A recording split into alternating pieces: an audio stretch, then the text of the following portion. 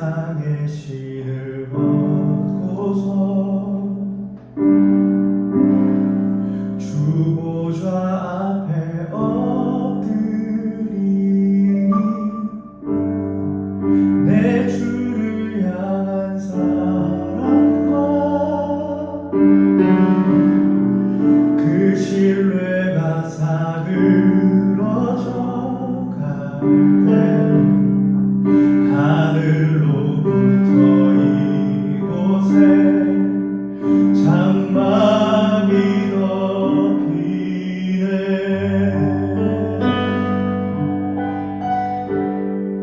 이곳을 덮으소서. 이곳을 비추소서. 내 안에 무너졌던 모든 소망 다 회복하리.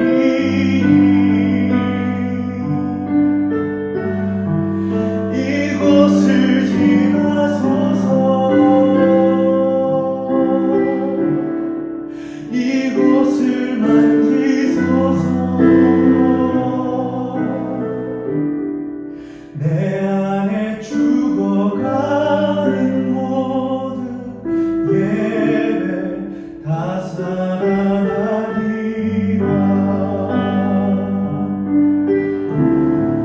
이곳을 덮으소서.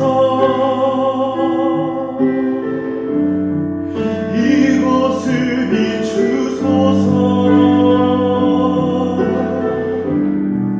내 안에 무너졌던 모든 소망 다 회복하리.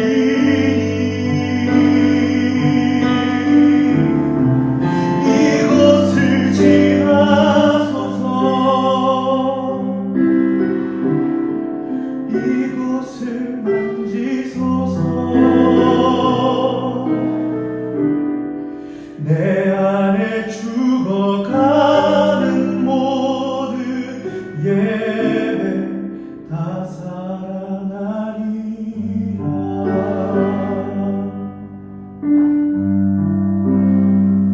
하나님, 오늘도 우리가 온라인 비대면으로 하나님을 예배할 때 이 상황과 환경 가운데도 굴하지 않고 동일하게 우리에게 임재하실 주님을 믿고 찬양합니다. 하나님, 우리 사랑하는 일산 진각교회 모든 성도들의 예배의 자리와 처소마다 지금 이 시간 동일하게 임재하여 주셔서 우리가 한 성령 또 한 영 안에 한 마음 안에 함께 예배하는 시간 되게 하여 주시옵소서. 우리가 몸은 떨어져 있지만 성령 안에 하나 되어 주님을 높이며 예배할 때 주께서 이것을 덮으시고 만지시며 비추시고 지나가시고 임재하신 예배가 될 줄 믿사오니 하나님 예배 가운데 함께하여 주시옵소서. 감사하며 예수 그리스도 이름으로 기도합니다. 아멘.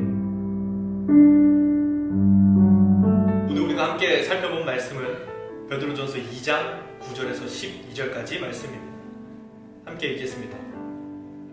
그러나 너희는 택하신 족속이요 왕같은 제사장들이요 거룩한 나라요 그의 소유가 된 백성이니 이는 너희를 어두운 데서 불러내어 그의 기이한 빛에 들어가게 하신 이의 아름다운 덕을 선포하게 하려 하심이라.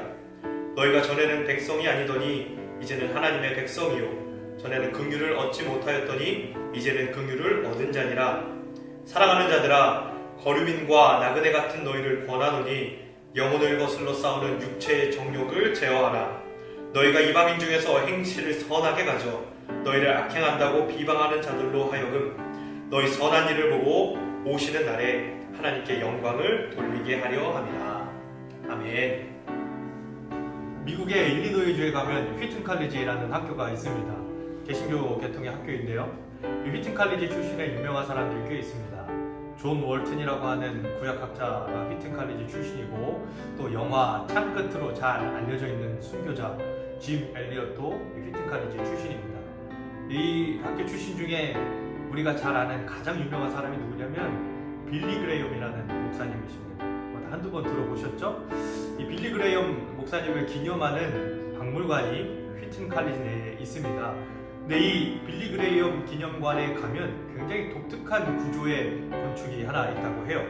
어두운 통로를 하나 지나가면 그 어두운 통로 끝에 굉장히 밝은 한 공간이 드러난다고 합니다.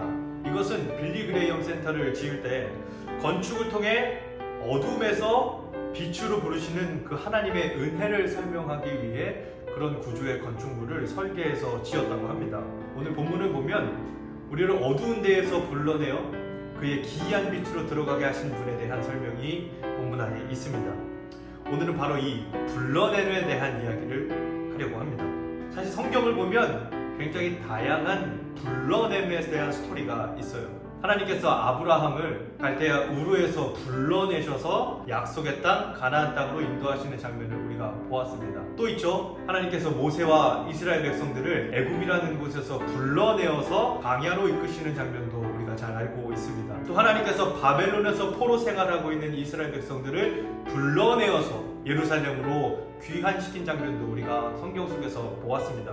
또 특별히 조금 더 신학적인 이야기를 하자면 예수님께서 많은 사람들을 죄와 사망에서 불러내어서 구원으로 인도하시는 장면도 우리가 성경 속에서 보았습니다.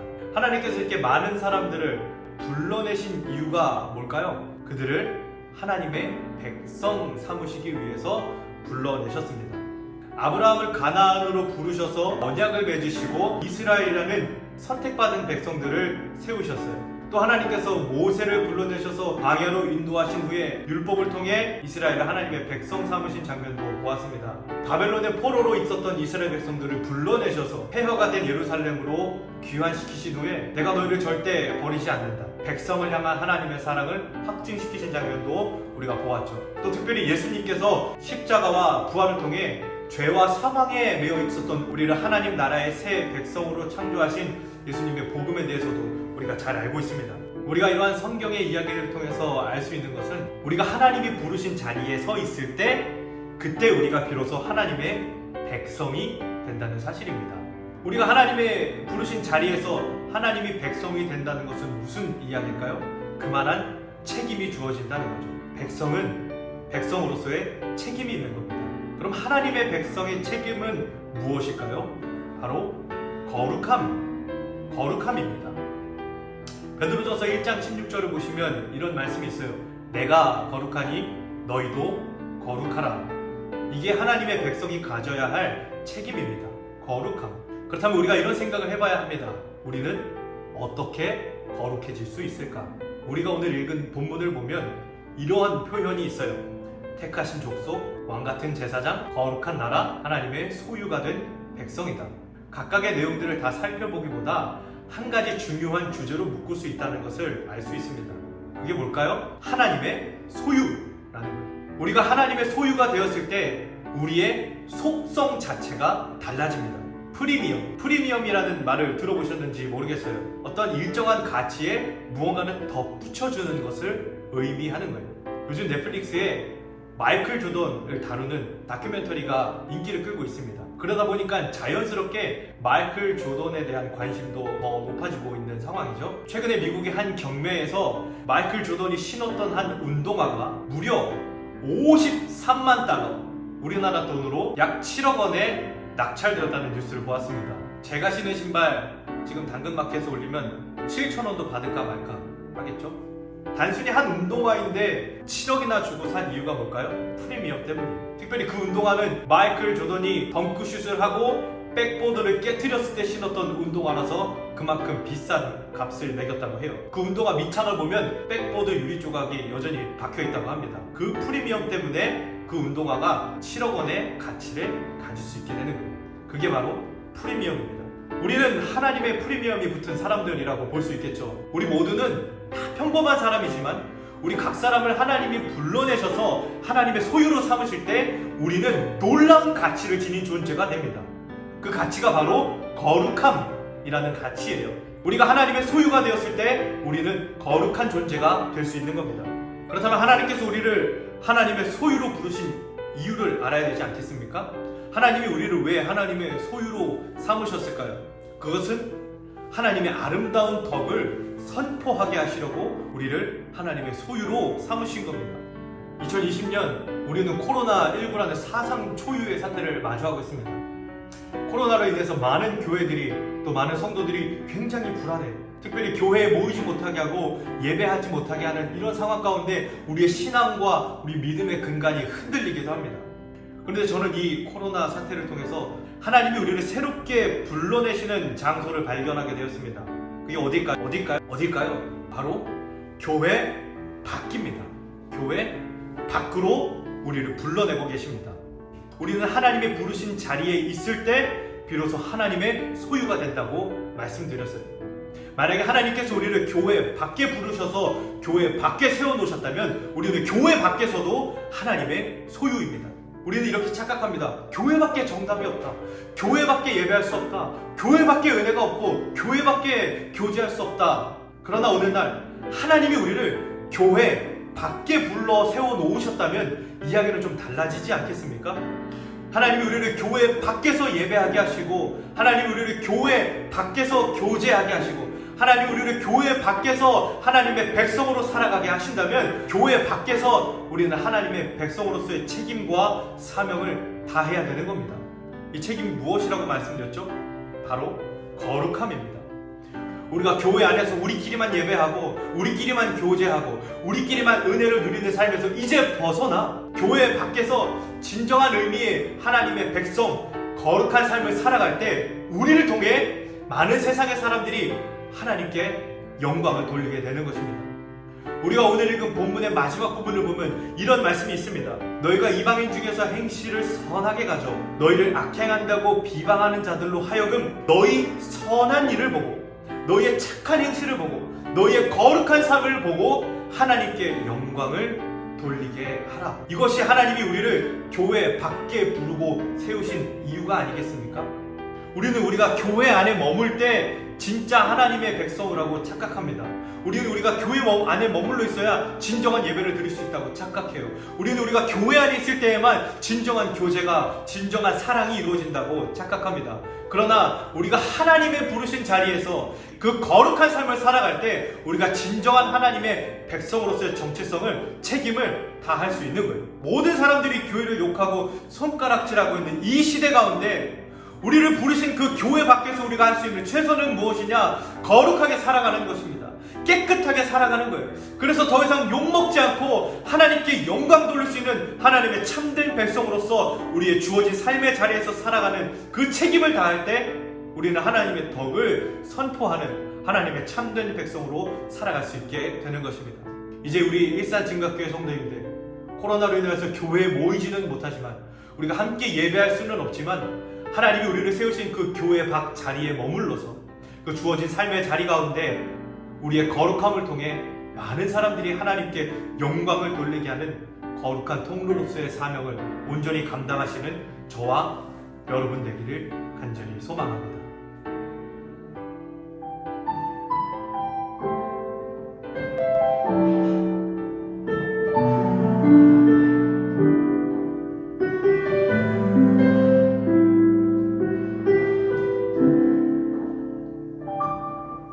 지금 서 있는 이곳에서 높임을 받으소서. 내가 밟는 땅 주님의 땅이니 하늘이 주의 이름 높이 올리며 넓은 바다가 주를 노래해.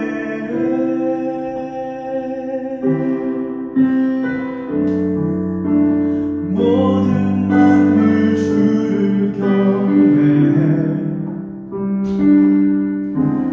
모든 입술 주를 찬양해.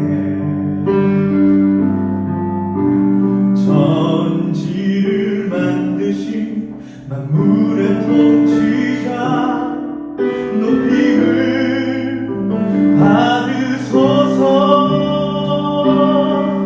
내 평생에 주의 이름 높이며 어느 곳에서든지 주님을 예배하리라. 내가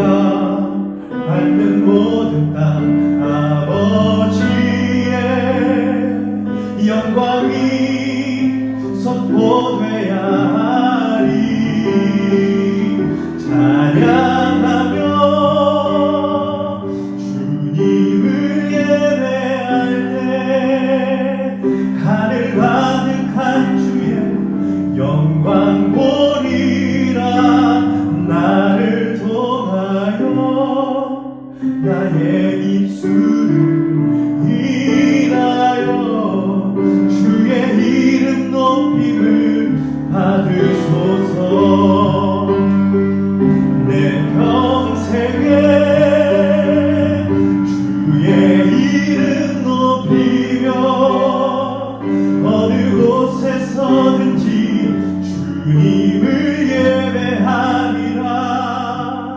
내가 받는 모든 땅 아버지의 영광이 선포돼야 하리. 찬양하며 주님을 예배할 때 하늘 가득한 주의 영광 보리라. 나를 통하여 나의 입술을 인하여 주의 이름 높임을 받으소서. 나를 통하여 나의 입술을 인하여 주의 이름 높임을 받으소서.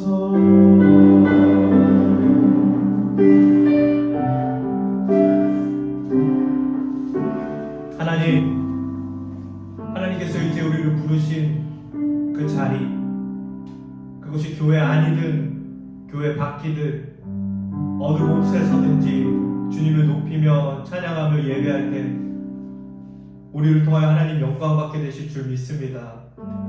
장소와 상황과 환경에 구애받지 않고 언제 어디서든지 거룩함으로 하나님의 영광을 드러내는 주의 온전한 소유, 주의 참된 백성들 다 되게 하여 주시옵소서. 감사하며 예수 그리스도 이름으로 기도합니다. 아멘. 이제는 우리 주 예수 그리스도의 은혜와 하나님 아버지의 무한하신 사랑과 보혜사 성령 하나님의 내주 교통 운행하심의 역사가 하나님의 소유된 백성으로 거룩함으로 세상 가운데 주님 영광 나타내기로 다짐하는 우리 일산 진각교회 모든 성도들 머리머리 위에 지금부터 영원토록 함께 하시기를 간절히 축원합니다. 아멘.